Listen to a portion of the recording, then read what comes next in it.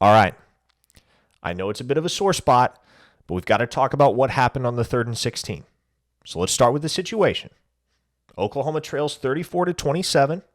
They've got 2 timeouts. There are less than 3 minutes to play, and the Sooners have an opportunity to get off the field on 3rd down and set their offense up with a chance to drive down the field and tie the game.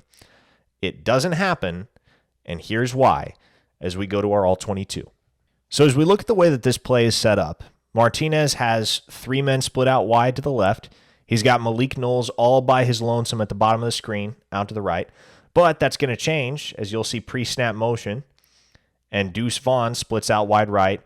That leaves Martinez in an empty backfield. The personnel here for Oklahoma, on the other hand, is 3-2-6. 3 down linemen, 2 linebackers, 6 defensive backs, with Billy Bowman down here in the box from his safety position. Now, here's where the Sooners shoot themselves in the foot. You'll see why this comes back to haunt them in a minute. Danny Stutzman and David Agwebu are all the way up on the line of scrimmage on either side of the defensive line. So right now, beyond the point of attack, the only guy in the middle of the field that you have at the second level is Billy Bowman. You've got Deshaun White all the way up here, but Lord knows in a situation like this, his job is to backpedal and make sure nothing gets behind him. So as Martinez takes the snap, let's see how this unfolds. And the more I have watched this play, the more I have become convinced that this play did exactly what it was designed to do. It seems like this play was designed specifically to give Adrian Martinez the opportunity to tuck the ball and run and make some noise in the open field if the opportunity presents itself. And it will, but here's why. You're going to see the slot receivers for Kansas State run what basically look like clear routes, post routes to the middle of the field. And so at this point, what Adrian Martinez has is, if he has enough separation from Cade Warner at the top of the screen or Deuce Vaughn at the very bottom of the screen to be able to hit them on those 15-yard curls, then what happens is you either have a first down because they turn and fall forward for it, or at the very least you have a very manageable 4th and short and you have an opportunity to go for the jugular on the next snap. But look at what else you have as you look at the middle of the field. You have Billy Bowman all by himself, one-on-one with Ben Sinnott. Ben Sinnott is a much larger human than Billy Bowman. Right now, what Adrian Martinez has is he's got all 5 of his offensive linemen each occupied with the Sooners' 5 rushers, one-on-one. And you have Ben Sinnott serving as a 6th body on Billy Bowman if Martinez wants to tuck this thing and try for the first down with his legs. And that's exactly what he's going to do as he steps up in the pocket, because Bowman, again, is the only guy right now beyond the initial point of attack that is between Martinez and the line to gain. So essentially, once Billy Bowman's taken out of this play, Kansas State has the upper hand. And this is going to happen here. Side note, Danny Stutzman is borderline held here, but that's one of those either-or calls.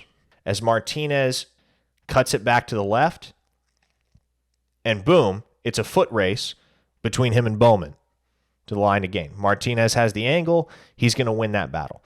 Then we talked about the fact that Deshaun White was the one that was deep on this play. Why it was Deshaun White, I'm not exactly sure, because obviously he's a linebacker by trade.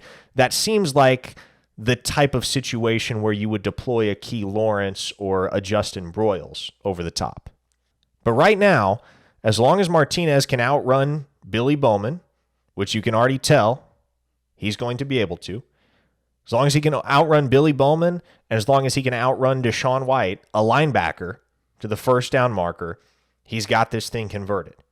Because Trey Morrison is out of this play. He's almost 10 yards beyond the line to gain, and he's got a Wildcat between him and Martinez. And DJ Graham is similarly out of this play.